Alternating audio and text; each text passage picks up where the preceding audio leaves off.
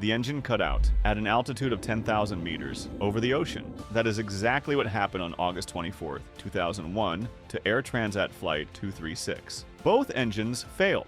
The plane became a glider weighing over 100 tons without a single horsepower. What are you doing? Panicking, writing goodbye messages, and the pilots just kept flying. Another 120 kilometers, and they landed the plane at the airfield without engines, without thrust, without a crash. Why is this possible? That's a question most people don't ask, and they should, because the answer completely changes the way you view aviation. But before I explain the mechanics, there's one fact that most people overlook, and it's precisely this fact that makes everything else clear. When the engine stalls, nothing explodes. No fire, no loud bang. The plane doesn't come to a halt in midair like a car with an empty tank. It simply loses thrust. The engine is needed to propel the plane forward and maintain speed, but the wing is what keeps it in the air. And the wing works as long as there is speed, even if the engine has stopped. When thrust is lost, the plane begins to descend slowly, not to fall, to descend. It literally glides downward through the air, like a paper airplane thrown from a balcony. And this is where most people are mistaken. They think that an airplane without an engine is like a rock, but that's not the case. This is a glider. It's very large, very heavy, and very efficient. But the most interesting part is yet to come. You probably can't even imagine how far it can fly.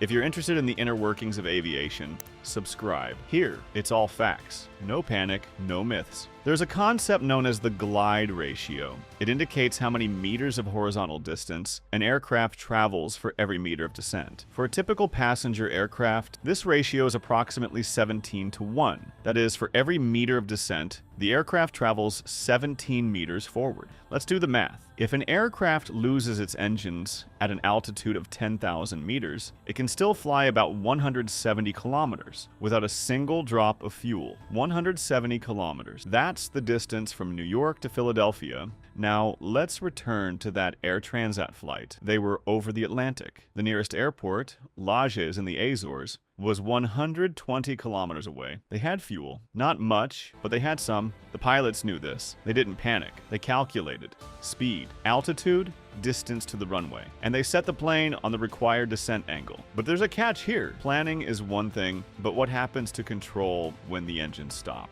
When the engines shut down, the hydraulic and electrical systems on most aircraft continue to operate, powered by an auxiliary power unit. This is the ram air turbine, a small turbine that extends into the airflow and generates electricity directly from the dynamic pressure. Now, the aircraft doesn't lose vision. It doesn't lose sensation. The controls work. The flaps work. The instruments work. The pilot retains full control of the aircraft. This is not a crash. This is an abnormal situation. The difference is fundamental. In aviation, there is no such thing as a catastrophe as long as control is maintained. And here's what's important to understand. Commercial pilots practice these exact scenarios thousands of times on simulators until they become second nature. A single engine failure is a standard maneuver. A double engine failure is rare, but there is a protocol for that as well. Now here's a question I want to ask you directly. Leave a comment below. Have you ever been on a flight and thought about an engine failure? Or do you never feel any fear at all when you're on a plane? I'm genuinely curious, because the answers always fall into two camps, and the second one surprises me. But the main reason planes don't crash lies elsewhere, and it has nothing to do with pilots, but rather with how planes are built. Modern passenger aircraft are designed with one ironclad rule. The failure of any single component must not lead to a disaster. This is called redundancy. Every critical system is duplicated and often triplicated. Two engines already constitute redundancy. An aircraft like the Boeing 737 or Airbus A320 is certified to fly with a single operational engine. It is designed to reach the nearest airport even in that scenario. On four-engine aircraft, such as the Boeing 747, It is possible to fly on just one of the 4 engines. This is no feat. It is an engineering standard. And here is where it gets surprising, the statistics. According to aviation regulators, an in-flight engine failure occurs approximately once every several 100,000 flight hours. But even when it does happen, it leads to a crash in a negligible percentage of cases, because the plane simply keeps flying. But that's only part of the story. There's another layer, how the pilots themselves are trained for this. Every 6 months, pilots are required to undergo simulator training. Not just routine flight practice, but simulations of emergency situations. Engine fire, cabin depressurization, hydraulic failure, bird strike, lightning. They go through all of this again and again until their response becomes second nature. When something goes wrong during an actual flight, the pilot doesn't think, "What should I do?" He already knows. His body knows. His hands already reach for the right switches. This isn't heroism. It's training. The famous Hudson River Landing in 2009, Captain Sullenberger. Bird strike, both engines failed, altitude about 900 meters, New York all around. And he landed the Airbus A320 on the water.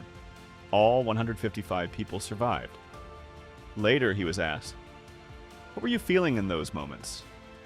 He answered simply, "I was solving a problem. I've been training for this my whole life." But here's what I want to add, and this is where most people are surprised. There are dozens of instances of successful gliding in aviation history. Some of them have become legendary. 1983, an Air Canada Boeing 767. Mid-flight, the plane ran out of fuel due to a refueling error by ground crew. Both engines shut down. Pilot Bob Pearson had previously flown gliders. He did what he had been taught and landed the 767 at an abandoned airfield in Gimli. The plane weighed about 100 tons. Everyone survived. This incident went down in history as the Gimli glider, a glider pilot at the controls of a jetliner. This is no coincidence. It's training. Or take the Boeing 747 that was flying from London to Auckland in 1982, British Airways Flight 9. The plane flew into a cloud of volcanic ash. All 4 engines shut down, one after another. The pilots planned for 13 minutes. Then they managed to restart the engines. The plane landed in Jakarta. 13 minutes without engines on a Boeing 747.